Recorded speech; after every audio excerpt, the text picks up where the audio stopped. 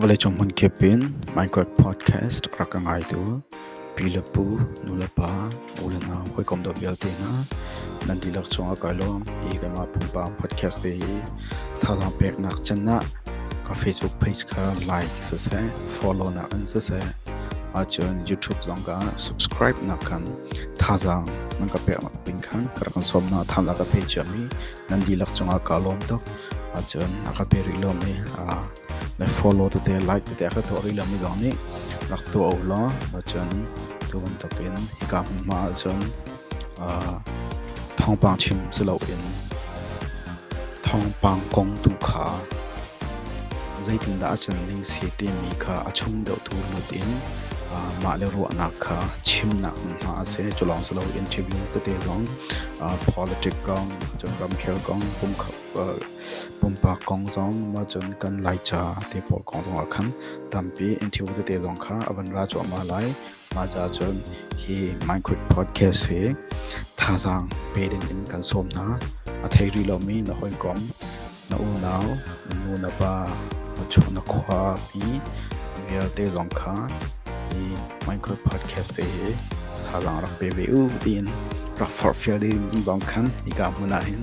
som kan du na tha zang na ka pe na chunga khalo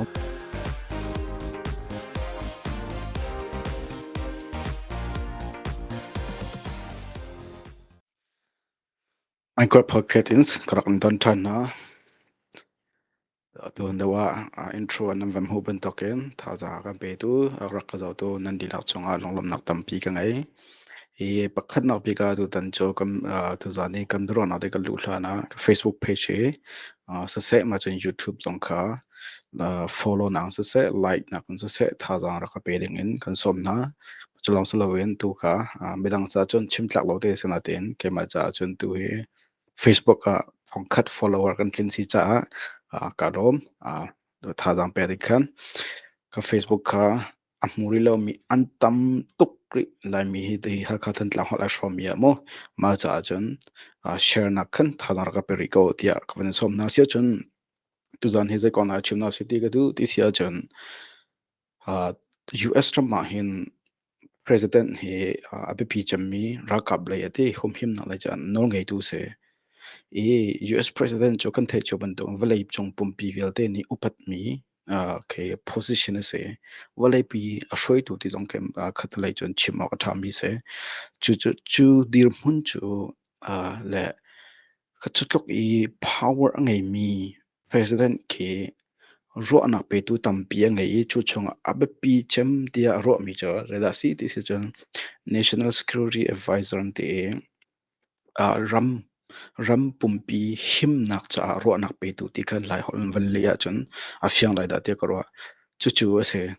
be president kin de an ni mi hi cho president Trump ni president asemi po ni andu mi de kha an thim na le US ke congress ni kin approve to pya khaw mi zalo senate te po dan approve ha mi zalo as around so president ni ani hi chu ti azup mak mi menong kha ro nak pe tu athim mi na si cha ani hi chu ke confirmation akan akal haumi ansalo mochu chu tu tan avoid ni na president atron na ka thim mi chu kan thei chu ban to kan Michael Waltz ti se ani he chikhate amhan thlawan ka van pian na lai kan thei chiu di mi se ko ani amhan thlak he ra ka atron nak le man tla de ko van pian na lai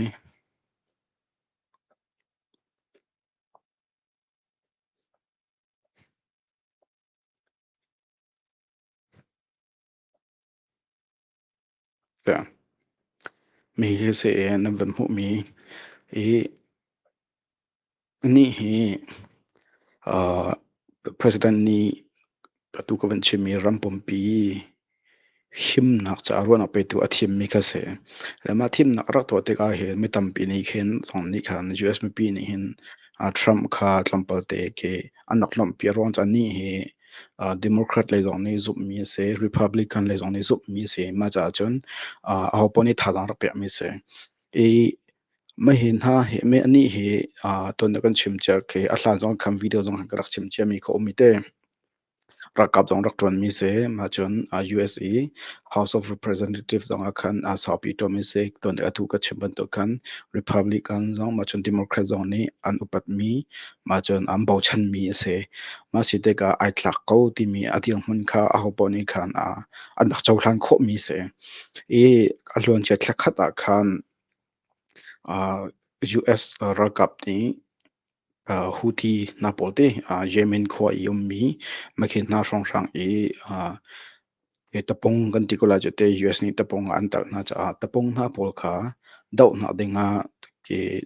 when nak soi mi kha signal group ti mi arak ser tu ka ma se la group text an nak to tal loading mi manong journalist US mi journalist mi trin thau kan tikula cho makha pakhat kha arak tal so makha group a khan a sensitive tuk me ke phong the thil thai ok châu za long ni thai ok tham mi group a khan makha trin thau kha arak tal swal makha kha arak tal swal ka ti te ka arak etal arakta makha group asar tu ka ama Michael Walls ti mi hse ma cha chon alon jet la khada chon khana kan thong pa ngan de orak umlo ma cha cha ke ma pum pa long ne video pakhat kha karak cha ma kha video zong kha vazo than te man ulo ma cha chon tampi ma kha signal leak ti mi kong kha karak chim lama leo karak chim leo khan jai da karak chim chi ti se chon Trump he ke along sao ngai ma chon athin zong toy ngai mi se adu lo nak te akhan cho athin toy mi se ma se te ka ma lewa khan ma kha signal li ko khan pakhat khapo cho rian an chok te lai te kha karak de ma khaleo a hau rak chok lai te khan ka zum te karak te cho ma pa he se Michael Walls ti mi ka rak chok te lai te khan ka zum na long kha karak lang tar le tu che thla khatling jang e a chok tak le zaitin a chwa ti mi ko long kha ka vani chim lai lai chung cho ma Michael Walls ti mi hi US President Rampi ahum him nak ding cha ro nak pe tu se ma he dir mun abepi ta tak me dir mun se la tu ta tu si nga khan US lai cho tu he mai thlan ne khat se te tu si nga khan ani he tu national security advisor dir mun khan arian kha mun dang athial achwa ti kha ti zo na mak ka chama du ning chau kho di se aten makha arian kha aton ti lo atu tu cho Trump ni khan UN US ke UN na khan USA palaya khan tu khan arian kha ape la UNE US kong achim tu ding kam palai asalai na ten sinai ni makha dir mun ka cho confirm ti mi ke okay anti ta haumi dir mun ka se la atu I ama pa aton nak dir mun rampum pi home him na cha ro nak pe tu khan atu leu Secretary of State Marco Rubio kha chan kal lak chung ro nak pe tu akhan la atu kamvan mu mi man thla jong kamvan mu mi Michael Walls tu hi chu National Security Advisor dir mun khan I 20 I lo UN US palai tu tu kha nominate aven to chang e kha kalai tu khan arian kha acho hlani ma chon ke sene ni unconfirm lai unconfirm ko khan chon UN to US policy kong kha achim te lai ti mi te kong kha thong pang ban tok se makha tlompal te thil chang ni kha van ro adu mi se le sia chon zaitan da hi dir mun kam phak ti mi kha se la president makha to na ka chimmi arwang to tak ke zain chim lo ma chon atua president Trump no se vice president zong ni kha an chimmi tu cho Michael Walls ni national security team min ti lete rampum pe hum him nak team kha ke atha mi manong atha lo mi kha arian achwa na tum pai khan aban rem kho chang cha tu cho UN le ya khan vai thil se ti kan du cha khana se ti khan athat na khan chim sana in media tampi ni ban to athiam mi pon an chim ne khan chun kai ma long ne ka zum deu mi cho makha signal leak kong ai thil achang mi kong a khan tampi ai tal lai makha cho a khan atu ban to kan arian he ke mun dang a khan akal nak se ti mi kha sele atu le Trump dir mun labang hen Trump president ron le wa che UN he abi pi long ai bi phun ke se arwang cho Trump ni UN he zai rel tok lo ma cha chon arian ni ke ate naw to mi se ti khan ro se sana ten ram pum pi valai chung mi vel te ma US Trump policy ko adir kam tu ding cho Trump policy a thei de tak mi minung kan ha ve ti kha achim mi zong ma cha chun Michael Waltz se aza atha bak ti mi achim mi zong kha ve them se na te in zeirong ada rian zong an chua lo rian dang to pe ti mi kha behal na se ma cha chun kai ma le ne ka from mi tu cho signal leak kong i group asar mi a journalist man kha poina cho ke journalist so asalo Trump ni a huat ta tak mi journalist kha se ma cha chun tu ban tok he ai tal hrim hrim ti mi kha cho mi tam pe ne zo mi se le nam ma ni zaitin da na zom ti mi lam kha cho na ro na long kha comment zong a khan zero da mi arian a thlen nga ti long kha e video na mu na tang po khan comment zong wan pe ko se e da mi hi Michael Waltz he khitemo ani he gondeu zong a khan Ukraine le Russia kong lo khan tlam pa rak chim Trump ni ama hi thim te ka khan arak thim ka khan democrat le abik in makhana kha tlampal te ke an tharak dam te oron che Trump ni hin achim mi pau la Trump ban dok na zakhat zakhat arwat mi manong kha arak thim son hala te khan na phana te Michael Waltz so ton de ka chim dok an ama zong rak kap chan sa pi rak ton mi se machun congress zong as how pi ton mi se ke ram hum him na kong kha betak de in a thai mi se ram dang le pe tle na kon tam pi thai mi se ma cha chon ama kha ren rak khan tiga khan o Trump mi alung zakhat achim mi pa okay at mi long minong he hlang na lo hui te ti khan tlom pa hnangam na khar ngai sa tu cho arena din chang asina ten atu akal laka aven chong tu ding ka secretary of state ramdam lei petlei nak ri alutlai asemi US shroina ka US policy ya abe pi ta takmi atlai tu Marco Rubio kha chang kal laka aven chia le ma pa jong he democrat leite polong ni vau anak thla khan a hom man ni adu lo min umlo secretary of state rak si ding a ken sanai arak kal lo kan te som ko la puko bak ni yes antir anak ti di mi ka se manu pakhat ka arak vo lo ko te ma khalong ka vau se lo yes atimi ko mi ka se la he chunu nak cho ama ariana chang tu ding sa jong khan secretary of state Marco Rubio ama Michael Waltz he ai thai tak min se ai kom da tak mi rian tha ta 20 comment se ma kha pa kha atu kha chang kal lak cha ro nak pe tu khan avan chia te ka khan khatalai chon na angam deuh mi democrat le khan tampi asia chon mi hi chu achang ko chang ai an le ti alo Michael Waltz a chau hlana chon UN ambassador aton lai sene ni ani hi chu an confirm ko lai ma chon tu lio chon secretary of state kha ro anak pe tu se ma si te ka hoda rian achang to tak te lai ti mi kha ke behel nak cho sorry ma si te tu a hin mi hi US ram cho politic in zai pokal di mi si te ka mi hi atu I khoi pakhat na ka ama Michael Waltz van chia apani na ka chankal lakcha avan ti mi kha Marco Rubio se la ampani in US mi pi ni andu mi na an or mi na an se democrat le zon ni an chawhlan kho mi na an se republican le zon ni an chawhlan kho mi na an se ma se te ka atu na ma na pan ni hoi hin mo ruanak pe tu ting te tak alak mi hi an si te lai ti mi behal na silo sile ama bak loyalist until te ama bak ai ke achim mi Trump achim mi pa e te Trump zakhat atan tu minong da athim te na lai ti mi kha behal nak ngai se ema taka amin kha tam pm van chwa che ho le ma chonga khan ahom atu tiang chon ahom min ni thai kho sri lo ma cha chun sena te in ka video alon je thlakhat signal leak ma pa Michael Waltz real achwa te ko lai silo sila ma te idin te lai pakha ka chang la ka rak ti mi leo video leo ak rak chim mi cho da city chun mi hi Michael Waltz he national security advisor in Arian idin foila silowa an phwa silowa ti khan at phwa pakha mi hi rian athon ti lo wa chun a hoda athim men te lai ti mi kha le ma chun kai mani a hoda thim se lo ti kadu ti mi ka chim te lai ti khan krak chim cha khan tu tan zonga hin ma kha kong te kha tlompal te van chim kadu e chakat te aman thlak ka ban tar pek tan lai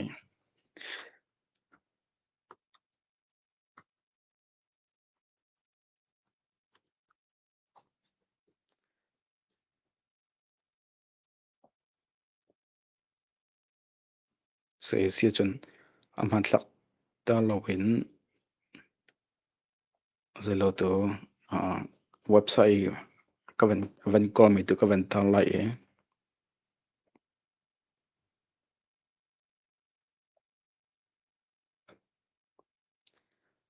to ne ka chimman to khan me hi position me hi rian he apa pi da tak me se president he na inyam ten om mian se rampum pi hom him nak cha ro nak pe tu si te ka abe pi te tak mi dil hung se ma cha cho me hi position he cho president he rian atron ti khobak mi zon si how chu cha chon senate zone confirm how mi dil hung na salo la ma cha chon me hi tu cho Michael Waltz kha adin chang cha achwa chang rian atron ti lai lo cha kai ma pum pam ni ma pakhat na ka au than au men lai tia ria ka ro mi le au ok zong a se tia ka ro mi te kha ka van in ro na lai e se na van mu mi he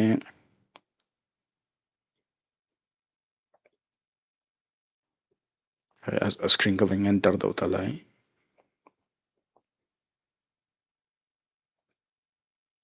se ni he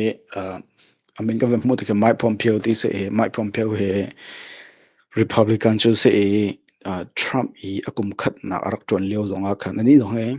raka barak se army te officer rak se ma chon Harvard zong in siang la di mi se ma chon Saikatila House of Representative timite USE House of Representatives zonga chansa pi kum thon kum le khadin kum thon kum le sri ti arak ton mi se ma chon US President Trump ni avoid khat na President arak ton leo akhan ani he Central CIA te valai chonga intelligence athong bi athabi tia ro mi Central Intelligence kha kum khat chung arak ton arak tlai tu ase makha rian Trump mi kha Trump ne du tuk te ka adang na chon Secretary of State khan kum ton kum le ret khan promote to e kum thong kum kol kum khat yang kha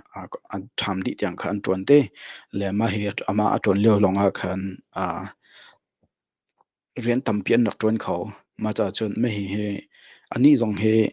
Democrat zone ni an chawlan kho lai Republican zone an chawlan kho lai ama hi Secretary of State zong rak ton mi se Trump khat na lewa CIA director zong rak ton mi se ma cha chun ma chun atu mai he Marco Rubio heti Secretary of State to mi ma chun Michael Waltz heti te pol hin antir mun ai khat ngai mi se ani he zaikati la China ral baka chia mi se ma chun Iran te pol te mi khi bum pai ral cho ral ban no kan zau hauti adi mun fact in angai ve mi se le masitika ani hi arak manchia mi athai chang mi manung jong se ma zon rian jong kha betak te rak ton ko we Secretary of State and Silwa rian tampin rak ton ko me sol tampin rak tha ko na ma chon ke khongtla tampin rak tla ke an rak tlen ko na hai ti hum pai rian tha ten atwan ko akal la ka rian ton ka la zon drama zong om lo ma cha chon mahi pa hi au than men lai tia ro na ka ngai ma chon au than zonga ani hi chu au than a phu tia ka ro e ama hi out han nak lam tam pi om siman se lo kum thong ni kum kul leo I thim nak rak ngai lewe tham rak song lewa khan tlampal te e mu thiam lo nak te em ro akhan tu kum he a thim than ti ro lo tia khan zum mi se out han la tia zum sana ten ke mu thiam lo nak te pakhat te rak ni te rak ro akhan aw lo tia khan tam pi ni ro ase siman se lo Trump President Trump ni ma pa he ke zelo khatila zai katila upat ngai adiang mun ke sang ngai khen achim mi khe se arwang cho rian fact ten fel ten tha ten atwan khomi Secretary of State se ma chon CIA rock shwai tu se ma cha chon tu tan zonga hin au than men te lai tia khan zup na ka ngai silo sila au than se lo tha ti zong kha tampi ro na ko me kaima pumpa zong ni ama pa he cho athangai a big in Michael Waltz te Paul Marco Rubio te Paul adu mi ni cha ani he andi mun ke akhat ngai mi asi cha thazang ampek mi Atlanta Secretary of State rak mi Mike Pompeo se ani he ko President Trump Republican ni nomination amvan pek leo zong khan bia kha rak chimi an rian tlamtlin nak kongmong kha rak chimle ngei phu ngai se ma cha chon Michael Waltz so arian khan tu chu idin chang ren khan chwa